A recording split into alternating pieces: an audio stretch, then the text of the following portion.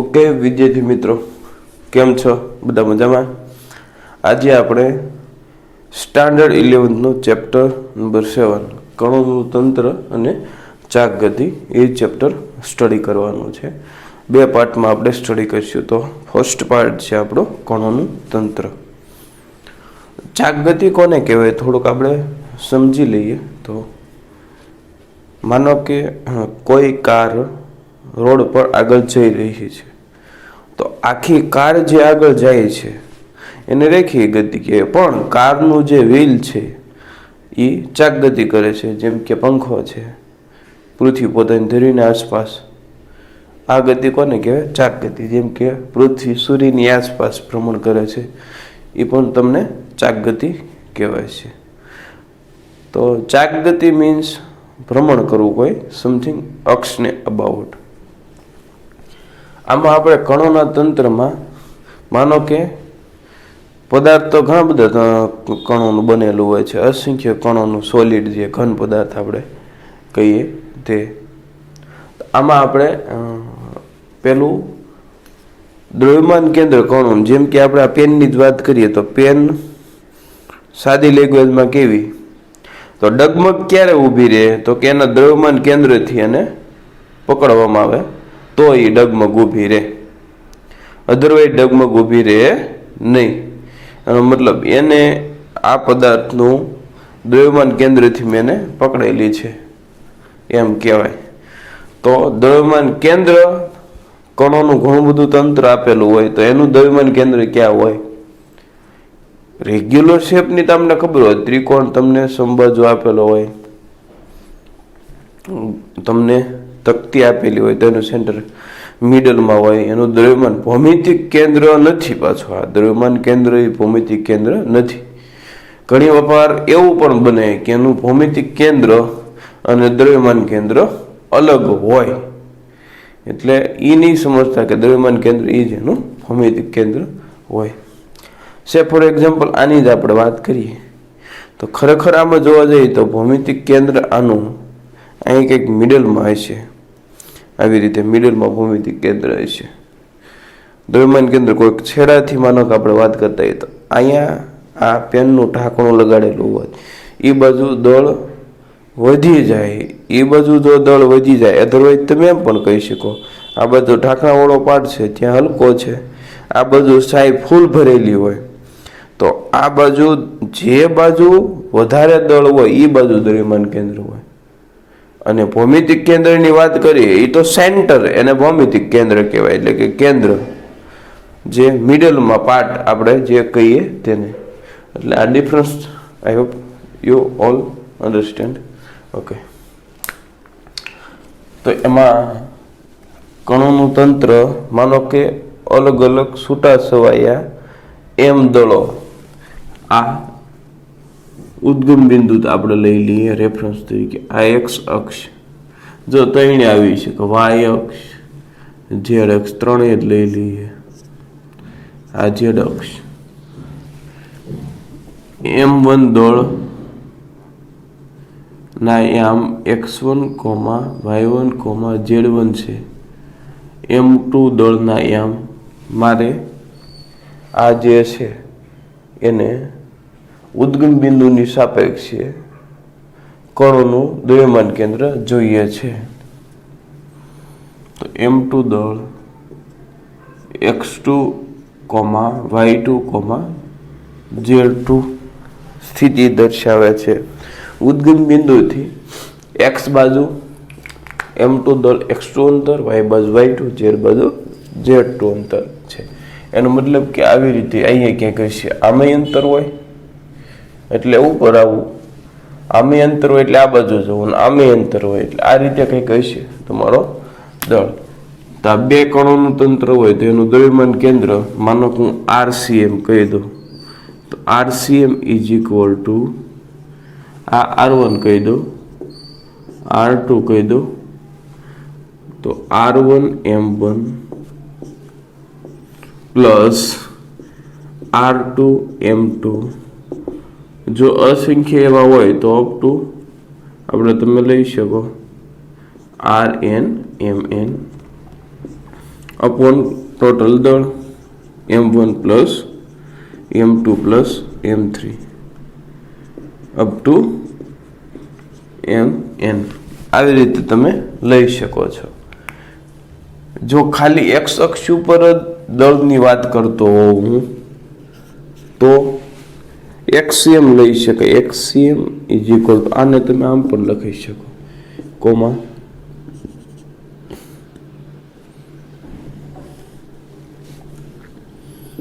xcm ycm zcm.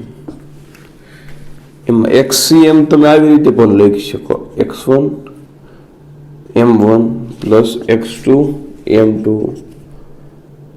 Up to xn mn upon m1 plus m2 plus up to mn આવી રીતે.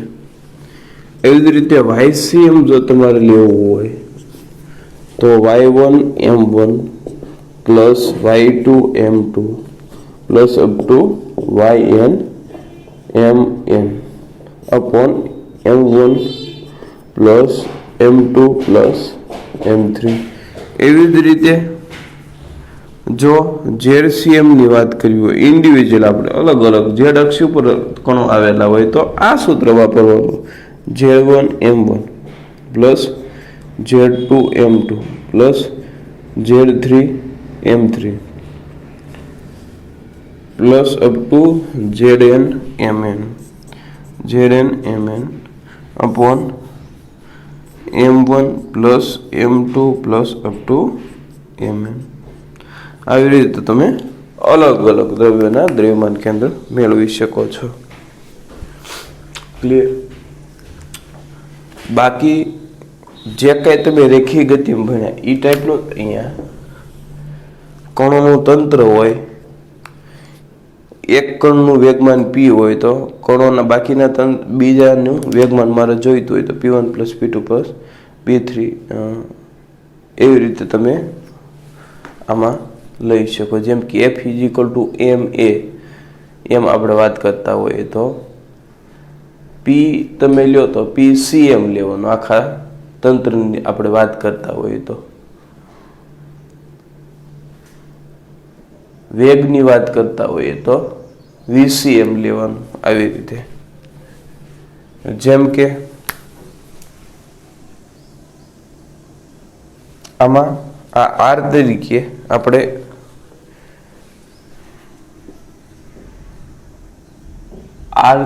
તમે r ખરેખર તો અંતર છે પણ આવું નવું સેમ સમીકરણ તમે દ્રવ્યમાન કેન્દ્રની વાત કરો કે એક કાર આટલા વેગથી જાય, બીજી કાર આટલા વેગથી, ત્રીજી કાર આ બાજુ આવે છે તો એનું દ્રવ્યમાન કેન્દ્ર શું થશે? તો એનું દ્રવ્યમાન કેન્દ્ર vcm is equal to v1 m1 plus v2 m2 up two vn mn upon m1 plus m2 plus m3 આવી રીતે થશે. બીજું નેક્સ્ટ પ્રવેગની વાત કરીએ. acm is equal to a1 m1 plus a2 m2 up two an mn upon m1 plus m2 plus અહીં up to mn અહીંયા પણ up to mn. આવી રીતે પ્રયોગ માટે પણ તમે લખી શકો છો. આવી રીતે કણોના તંત્ર માટે તમે લખી શકો છો. આ આપણે વાત કરી કણોનું તંત્ર હોય તેનું દ્રવ્યમાન કેન્દ્ર તમારે કઈ રીતે મેળવી શકાય. બીજા અમુક રેગ્યુલર શેપ છે જેનું આપણે વાત કરવી હોય તો ભૌમિતિક કેન્દ્ર દ્રવ્યમાન કેન્દ્ર સમાન હોય એવા આપણે સ્ટડી તો એ જ આવશે કરવાની કે જેમાં દળનું વિતરણ સમાન ત્રિકોણ જે છે સમબાજુ ત્રિકોણ છે કે એવી રીતે તમારા ટૂંકમાં શેપ રેગ્યુલર શેપ કેવો હોય તો કે એક સરખો હોય એ ટાઈપનું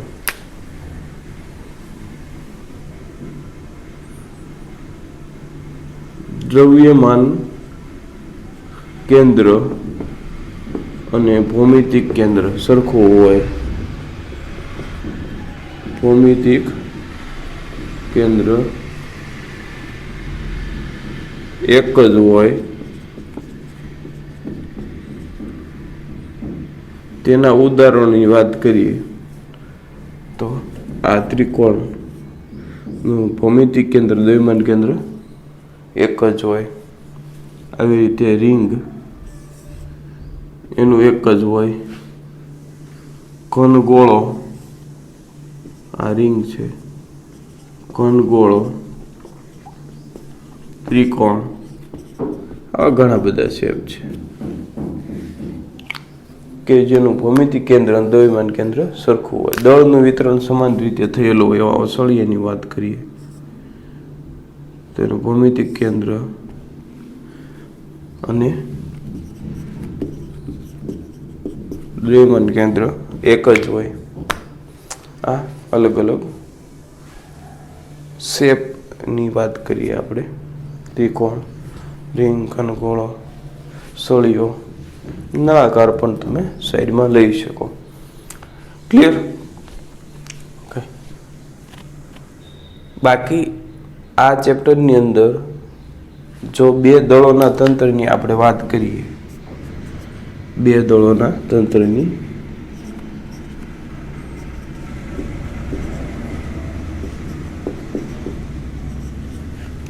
અહીંયા માનો કે M1 દળ છે, અહીંયા M2 દળ આપેલો છે. એનું દ્રવ્યમાન કેન્દ્ર થી M1 નું અંતર R1, M2 નું અંતર આપણે M2 નું અંતર R2, M1 નું અંતર R1 આવી રીતે લઈએ તો તમને એમ પૂછે M1 થી દ્રવ્યમાન કેન્દ્રનું અંતર તો R1 કહીએ, M2 થી દ્રવ્યમાન કેન્દ્રનું અંતર R2 લઈએ તો આમાં હંમેશા M1 R1 equal to M2 R2 એટલે દળ અને દ્રવ્યમાન કેન્દ્ર વચ્ચેના અંતરનો ગુણાકાર હંમેશા અચળ રહે.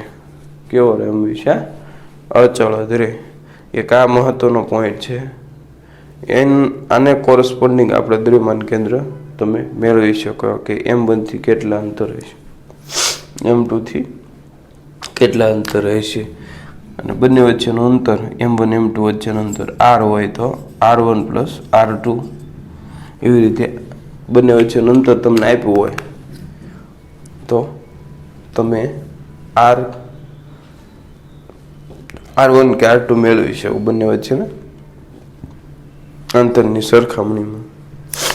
જેમ કે અહીં મૂકી દો તમે R2 ની જગ્યાએ R માઇનસ R1 અને R1 ને સૂત્રનો કરતા કરો. તે જ રીતે આમાં પણ R1 ની જગ્યાએ તમે R2 મૂકી દો, R માઇનસ R2 એ મૂકી દો એટલે R2 R ના સ્વરૂપમાં તમને મળી જાય. M1 M2 દળ આપેલા હોય, બંને દળો વચ્ચેનું અંતર આપેલું હોય તો તમે બીજા દળથી દ્રવ્યમાન કેન્દ્રનું અંતર કયું છે એ મેળવી શકો. પહેલા દળથી દ્રવ્યમાન કેન્દ્રનું અંતર કેટલું છે એ તમે મેળવી શકો.